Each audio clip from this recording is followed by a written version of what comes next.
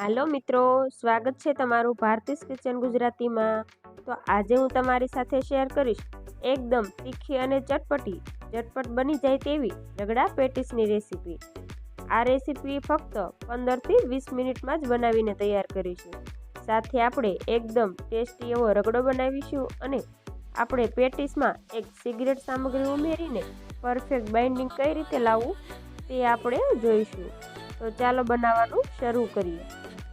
Recipe ગમે તો વિડીયોને લાઈક કરજો અને વધારેમાં વધારે શેર કરજો અને ચેનલ ઉપર નવા હોય તો મારી ચેનલને સબસ્ક્રાઈબ કરજો। તો ચાલો રગડા પેટીસ બનાવવાનું શરૂ કરીએ। તો એકદમ ટેસ્ટી એવો રગડો બનાવવા માટે મેં આ 1 કપ વટાણાને 7 થી 8 કલાક સુધી પલાળી દીધા હતા। તો તમે જોઈ શકો છો આપણા વટાણા એકદમ સરસ રીતે પલળી ગયા છે। તો હવે આપણે તેને એક કુકરમાં ઉમેરી દઈશું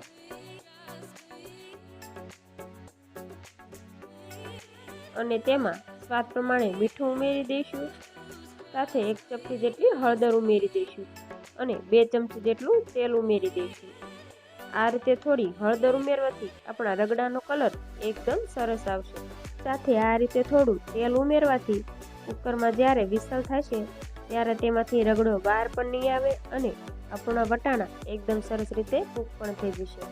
તો હવે આપણે ઢાંકણ ઢાંકીને મીડિયમ ગેસની ફ્લેમ ઉપર 10 મિનિટ સુધી કૂક કરી લઈએ। આપણા વટાણા કૂક થાય છે ત્યાં સુધી આપણે રગડા પેટીસનો 100 ગણો સ્વાદ વધારી દે તેવી ધાણા અને ફુદીનાની તીખી સ્પાઇસી ચટણી બનાવી લઈએ।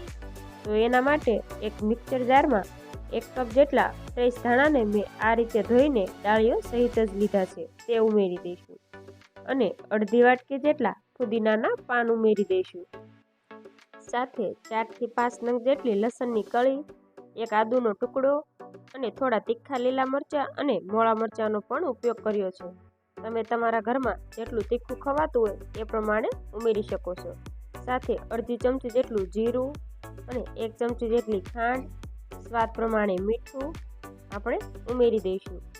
આ રીતે થોડું જીરું ઉમેરવાથી ચટણીનો ટેસ્ટ એકદમ સરસ આવે છે। સાથે આપણે તેની અંદર અડધા લીંબુનો રસ નીચોવી દઈશું અને 2 ચમચી જેટલું ઠંડુ પાણી ઉમેરી દઈશું અને આપણે ઢાંકણ બંધ કરી આપણે ચટણીને ગ્રાઇન્ડ કરી લઈશું। તો તમે જોઈ શકો છો આપણી એકદમ તીખી અને ચટપટી લીલી ચટણી બનીને તૈયાર થઈ ગઈ છે। તો હવે આપણા વટાણા પણ એકદમ સરસ રીતે બફાઈ ગયા છે અને કુકરમાંથી પ્રેશર પણ જાતે જ રિલીઝ થઈ ગયું છે। તો આપણે ઢાંકણ ખોલી લઈશું અને જોઈ લઈશું। તો તમે જોઈ શકો છો આપણા વટાણા એકદમ સરસ રીતે બફાઈ ગયા છે। તો હવે આપણે રગડો વઘારી લઈશું। તો એના માટે એક પેનમાં 4 થી 5 ટેબલ સ્પૂન જેટલું તેલ ગરમ કરી તેમાં અડધી ચમચી જેટલું જીરું ઉમેરી દઈશું। ત્યારબાદ તેમાં 1 ચમચી જેટલી હિંગ અને 1 સૂકું લાલ મરચું ઉમેરી દઈશું। ત્યારબાદ તેમાં 4 થી 5 નંગ જેટલા મીઠા લીમડાના પાન ઉમેરી દઈશું। સાથે તેની અંદર એક મીડિયમ સાઇઝની ડુંગળીને મેં ઝીણી ચોપ કરી લીધી છે તો તે ઉમેરી દઈશું અને એકદમ સરસ રીતે મિક્સ કરી લઈશું। ડુંગળી આપણે ગોલ્ડન બ્રાઉન નથી કરવાની, પરંતુ તે થોડી હલકી ગુલાબી રંગની થાય ત્યાં સુધી જ આપણે કૂક કરવાની છે।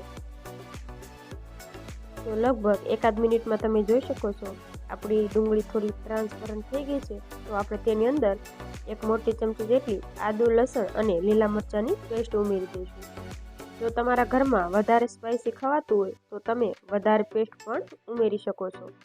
તો હવે આ જ રીતે મિક્સ કરી ગેસની મીડિયમ ટુ લો ફ્લેમ રાખી આપણે લગભગ 1 થી 2 મિનિટ સુધી આદુ લસણની પેસ્ટને સાંતળી લઈશું।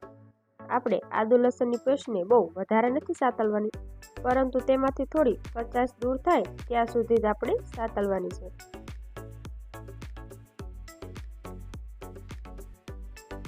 તો લગભગ 1 થી 2 જ મિનિટમાં તમે જોઈ શકો છો આદુ લસણની પેસ્ટ એકદમ સરસ રીતે સતળાઈ ગઈ છે। તો હવે આપણે તેની અંદર મસાલા કરી લઈશું। તો તેમાં અડધી ચમચી જેટલી હળદર, અડધી ચમચી જેટલું ધાણા જીરું પાવડર અને 1 ચમચી જેટલો શેકેલા જીરાનો પાવડર ઉમેરી દઈશું। ત્યારબાદ અડધી ચમચી જેટલું તીખું લાલ મરચું ઉમેરી દઈશું। સ્વાદ પ્રમાણે મીઠું ઉમેરી દઈશું અને એકદમ સરસ રીતે મિક્સ કરી લઈશું। આ રીતે તેલમાં મસાલા સાતળવાથી આપણા રગડામાં મસાલાની એકદમ સરસ ફ્લેવર આવે છે. તો હવે આપણે તેની અંદર 1 થી 2 ટેબલસ્પૂન જેટલું પાણી ઉમેરી દઈશું. આ રીતે મસાલામાં થોડું પાણી ઉમેરવાથી આપણા મસાલા એકદમ સરસ રીતે કૂક પણ થઈ જશે અને તે બળશે પણ નહીં. તો 1 મિનિટમાં તમે જોઈ શકો છો આપણા મસાલા એકદમ સરસ રીતે કૂક થઈ ગયા છે અને તેમાંથી આ રીતે થોડું તેલ પણ અલગ થઈ ગયું છે. તો હવે આપણે તેની અંદર બાફેલા વટાણા ઉમેરી દઈશું અને એકદમ સરસ રીતે મિક્સ કરી લઈશું. જો તમારે રગડો વધારે સ્પાઇસી જોઈતો હોય તો તેમાં તમે અડધી ચમચી જેટલું વધારે લાલ મરચું પાવડર પણ ઉમેરી શકો છો. તો હવે આપણે તેની અંદર 1 ગ્લાસ જેટલું પાણી ઉમેરી દઈશું અને એકદમ સરસ રીતે મિક્સ કરી લઈશું. હવે આપણે આ રગડાને લગભગ 7 થી 8 મિનિટ સુધી એકદમ સરસ રીતે ઉકળવા દઈશું. તો 7 થી 8 મિનિટ પછી તમે જોઈ શકો છો આપણો રગડો એકદમ સરસ રીતે ઉકળી ગયો છે. તો આ વટાણાના રગડાને એકદમ સરસ થિકનેસ આપવા માટે મેં તેની અંદર એક મીડિયમ સાઇઝનું નાનું બટેટું બાફીને ઉમેરી દીધું છે. તો તમે પણ જરૂરથી ઉમેરી દેજો. તો હવે આ રીતે એકદમ સરસ રીતે મિક્સ કરી લઈશું. તો તમે જોઈ શકો છો 7 થી 8 મિનિટ રગડો ઉકાળ્યા પછી આપણા રગડાની કન્સિસ્ટન્સી એકદમ પરફેક્ટ થઈ ગઈ છે. તો હવે તેની અંદર અડધી ચમચી જેટલો ગરમ મસાલો અને અડધી ચમચી જેટલો ચાટ મસાલો ઉમેરી દઈશું. સાથે થોડો લીંબુનો રસ પણ ઉમેરી દઈશું અને થોડા ઝીણા કાપેલા ધાણા પણ ઉમેરી દઈએ અને આ બધું એકદમ સરસ રીતે મિક્સ કરી લઈએ. રગડામાં આ રીતે થોડો ચાટ મસાલો ઉમેરવાથી આપણા રગડાનો ટેસ્ટ એકદમ ચટપટો આવશે. તો તમે જોઈ શકો છો આપણો એકદમ તીખો અને ચટપટો ગરમા ગરમ વટાણાનો રગડો બનીને તૈયાર થઈ ગયો છે. તો હવે આપણે રગડા સાથે સર્વ થતી એકદમ ટેસ્ટી એવી બટેટાની પેટીસ પણ બનાવી લઈએ. તો એના માટે મેં આ લગભગ 500 ગ્રામ જેટલા બટેટા બાફીને લઈ લીધા છે. તો બટેટાને આપણે પોટેટો મેશર વડે એકદમ સરસ રીતે મેશ કરી લઈએ. તો તમે જોઈ શકો છો આપણા બટેટા એકદમ સરસ રીતે મેશ થઈ ગયા છે. તો હવે આપણે તેની અંદર મસાલા ઉમેરી દઈશું. તો તેમાં સ્વાદ પ્રમાણે મીઠું અને અડધી ચમચી જેટલી ખાંડ પણ ઉમેરી દઈશું. સાથે અડધી ચમચી જેટલું ધાણા જીરું અને અડધી ચમચી જેટલો ગરમ મસાલો ઉમેરી દઈશું. સાથે આપણે તેની અંદર 1 ચમચી જેટલો આમચૂર પાવડર ઉમેરી દઈશું. સાથે આપણે 1 મોટી ચમચી જેટલી આદુ લસણ અને લીલા મરચાંની પેસ્ટ ઉમેરી દઈશું. આદુ લસણની પેસ્ટ તમે તમારા સ્વાદ પ્રમાણે વધારે કે ઓછી કરી શકો છો. ત્યારબાદ આપણે તેની અંદર 1 સિગરેટ સામગ્રી ઉમેરી દઈએ. તો અમે અડધી વાટકી જેટલા પૌવાને એકદમ સરસ રીતે ધોઈને નિતારી લીધા છે. તો હવે આપણે તેની અંદર આ પૌવા ઉમેરી દઈએ. આ રીતે પેટીસમાં થોડા પૌવા ઉમેરવાથી આપણે પેટીસમાં એકદમ સરસ રીતે બાઇન્ડિંગ આવી જશે. તો હવે આપણે તેની અંદર 1 ચપટી જેટલી હળદર ઉમેરી દઈશું. જો તમારે પેટીસને એકદમ વ્હાઈટ રાખવી હોય તો તમે હળદરને સ્કીપ પણ કરી શકો છો. તો હવે આપણે આ બધું એકદમ સરસ રીતે મિક્સ કરી લઈએ. આપણે પેટીસ બનાવતી વખતે એક વાતનું ખાસ ધ્યાન રાખવાનું છે કે આપણા બટેટાનો માવો ઠરી જાય એકદમ પછી જ આપણે તેની અંદરથી પેટીસ બનાવવાની છે. તો જ આપણી પેટીસ એકદમ પરફેક્ટ રીતે બનીને તૈયાર થશે. તો લગભગ 1 મિનિટમાં તમે જોઈ શકો છો આપણો મસાલો એકદમ સરસ રીતે તૈયાર થઈ ગયો છે. તો તેની અંદર અડધી ચમચી જેટલું તીખું લાલ મરચું અને ધાણા ઉમેરી મસાલાને એકદમ સરસ રીતે મિક્સ કરી લઈએ. તો આપણો એકદમ તીખો અને ચટપટો પેટીસ બનાવવા માટે મસાલો તૈયાર થઈ ગયો છે. તો હવે આપણે હાથમાં થોડું તેલ લગાવી થોડું આ રીતે બટેટાનો માવો હાથમાં લઈ આપણે તેની પેટીસ બનાવી લઈએ. તો આ રીતે રાઉન્ડ શેપમાં ફેરવતા જઈ આપણે મીડિયમ સાઇઝની પેટીસ બનાવી લઈએ. તો તમે જોઈ શકો છો મેં આ રીતે એકદમ પરફેક્ટ રીતે પેટીસ બનાવી લીધી છે. તો આપણે આ પેટીસને એક ડીશમાં રાખી દઈશું અને આ જ રીતે થોડું બટેટાનું મિશ્રણ હાથમાં લઈ રાઉન્ડ શેપમાં બીજી પણ પેટીસ બનાવી લઈએ. તો આ જ રીતે આપણે બધી જ પેટીસને બનાવીને તૈયાર કરી લઈશું. તો તમે જોઈ શકો છો મેં આ રીતે બધી જ પેટીસ એકદમ સરસ રીતે બનાવી લીધી છે. તો હવે આપણે આ પેટીસને શેલો ફ્રાય કરી લઈશું.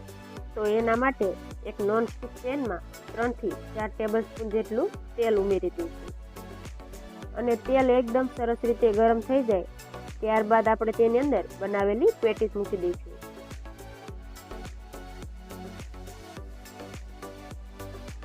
તો આ જ રીતે આપણે આ તેલમાં બધી જ પેટીસને ગોઠવી દઈશું અને ગેસની medium to high side flame રાખી આપણે આ પેટીસને લગભગ 4 થી 5 મિનિટ સુધી નીચેનું પડ એકદમ ક્રિસ્પી થઈ જાય ત્યાં સુધી આપણે તળી લઈશું. તો 2 થી 3 મિનિટ પછી આપણી પેટીસ એકદમ સરસ રીતે તળાઈ ગઈ છે. તો હવે આપણે તેની સાઈડને એકદમ સરસ રીતે ચેન્જ કરી લઈશું. તો તમે જોઈ શકો છો આ નીચેની સાઈડમાં આપણી પેટીસ એકદમ સરસ રીતે ક્રિસ્પી થઈ ગઈ છે. તો આપણે આ જ રીતે બધી પેટીસને ફેરવી લઈશું.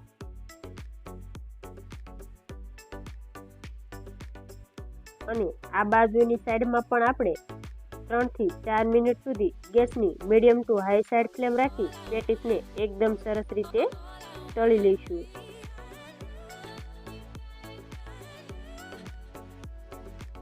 તો તમે જોઈ શકો છો 2 થી 3 મિનિટમાં જ આપણી પેટીસ એકદમ સરસ રીતે આ બાજુ પણ તળાઈ ગઈ છે.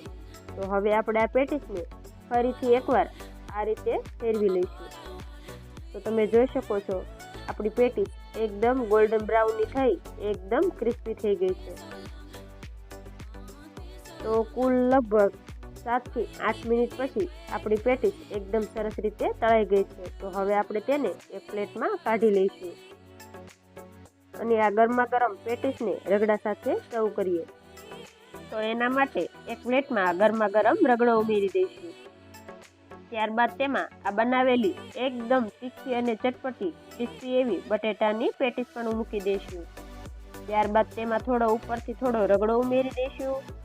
ત્યારબાદ થોડા ઝીણા કાપેલા કાંદા, થોડા દાડમના દાણા ઉમેરી દઈશું અને 2 થી 3 ચમચી જેટલી આપણે ગોળ અને ખજૂરની ચટણી પણ ઉમેરી દઈશું. ત્યારબાદ તેમાં થોડી આપણે સ્પાઇસી ચટણી ઉમેરી દઈશું. આ ચટણી તમે તમારા ટેસ્ટ પ્રમાણે વધારે કે ઓછી કરી શકો છો. ત્યારબાદ આપણે તેની ઉપર આ રીતે થોડી સેવ પણ ઉમેરી દઈશું. સાથે થોડા ઝીણા કાપેલા ધાણા ઉમેરી દઈશું અને આ ગરમા ગરમ પેટીસને સર્વ કરીએ. નાના બાળકોથી લઈ મોટા બધાને ખૂબ જ ભાવે તેવી એકદમ ટેસ્ટી બહાર જેવી જ રગડા પેટીસ બનીને તૈયાર થઈ ગઈ છે. જો તમને મારી રેસીપી પસંદ આવી હોય તો મારા વિડીયોને લાઈક કરજો, શેર કરજો અને મારી ચેનલને સબસ્ક્રાઈબ કરજો. અને આવી જ રેસીપીઓના નવા વિડીયોઝ જોવા માટે બાજુમાં આપેલા બેલ આઇકન ઉપર ક્લિક કરજો, જેથી મારી નવી આવનારી રેસીપીઓના નોટિફિકેશન સૌથી પહેલાં તમને મળે. અને ચેનલ ઉપર નવા હોય તો મારી ચેનલને સબસ્ક્રાઈબ કરજો.